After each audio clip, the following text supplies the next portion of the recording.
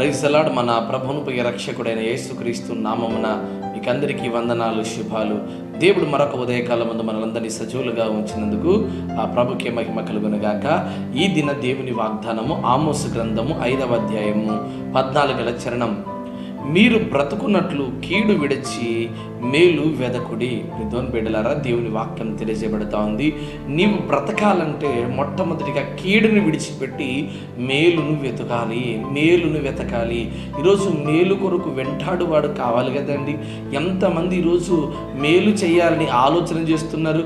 సొంత తల్లిదండ్రులకు మేలు చేయాలని ఆలోచన చేసేవారు ఎవరున్నారు?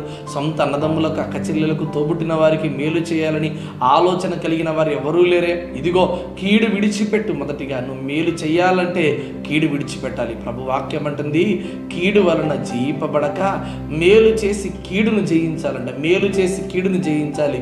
ఈరోజు నీ జీవితంలో కీడు ద్వారానే జయిస్తున్నావు, కానీ మేలు చేసి కీడుని ఎందుకు జయించలేకపోతున్నావు? దోన్ బిడ్డలారా, మరి యేసుక్రీస్తు ప్రభు వారి అనుసరిస్తున్నటువంటి నీవు కీడు చేయటం విడిచిపెట్టడం మొట్టమొదటిగా నీ జీవితంలో అలవాటు చేసుకోవాలి. కీడు చేయడం మానేసి మేలు చేయడానికి ప్రయత్నం చేయి. దేవుడి లోకంలోకి మనల్ని తీసుకొని వచ్చింది మేలు చేయడానికి తప్ప కీడు చేయడానికి కాదండి. ఇదిగో, ఎవరైతే తన సొంత సహోదరుని ద్వేషిస్తాడో వాడు నరహంతకుడు. ఏ నరహంతకుని దగ్గర నిత్య జీవము లేదు అని దేవుని వాక్యం తెలియజేయబడుతుంది కదా. ఈరోజు నీవు మేలు చేసేవాడిగా ఉండాలి. అనేక మందికి మేలుకరంగా నువ్వు ఉండాలి. అనేక మందికి ఆశీర్వదకరంగా ఉండాలి. ఎప్పుడైతే నువ్వు మేలుకరంగా ఉంటావో అప్పుడు నీ జీవితంలో ఆశీర్వదకరమైనటువంటి క్రియలు జరుగుతాయి. చూడండి, యేసుక్రీస్తు ప్రభువారు అనేక మందికి మేలు చేసిన వాడిగా ఉన్నాడు. ఆయన దగ్గరికి వచ్చిన వారందరి యొక్క రోగాలను ఆయన భరించి స్వస్థపరిచి విడుదల చేసి పంపితే, కానీ దేవాది దేవునికి మాత్రం కీడు చేసినటువంటి లోకం కనబడతా ఉంది. ప్రియమైన బిడ్డలారా, ఈరోజు నువ్వు ఎవరికైనా మేలు చేసావా?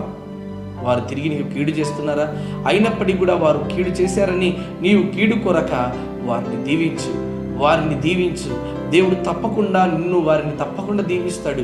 వారు తెలుసో తెలియకో ఏదో ఒక విషయంలో నీ విషయంలో అపరాధంగా నడుచుకున్నారేమో. అయితే దేవుని యందు నమ్మకం ఉంచి, ప్రభువా, ఇదిగో కీడుని విడిచిపెట్టి మేలు ద్వారా నడుచుకునేటువంటి స్థితిని మాకు దయచేయి తండ్రి అని ప్రార్థన చేయి. ఎంతకాలం నేను కీడు చేస్తావు? ఆనాడు యోసేపు అన్నలు తన తమ్ముని మీద పడి ఎంతగానో క్రూరాతి క్రూరంగా నడుచుకున్నారు. కీడే చేశారు, కానీ మేలు చేయలేదు. వాళ్ళ అన్నలు ఒకానొక దినమన వారి తమ్ముడైనటువంటి యోసేపు దగ్గరికి వచ్చినప్పుడు తిరిగి యోసేపు కీడు చేయలేదండి, మేలు చేశాడు. ఈరోజు నువ్వు మేలు చేస్తే దేవుడు నీకు కూడా నీ జీవితంలో మేలు చేసేవాడిగా ఉన్నాడు. కాబట్టి మేలుకరంగా బ్రతుకు, అనేక మందికి మేలు చేయి. దేవుడు తప్పకుండా నీ జీవితంలో గొప్ప మేలు చేస్తాడు. అటు దీవెన ఆశీర్వాదములు దేవుడి దినానికి దయచేయనుగాక. ఆమేన్.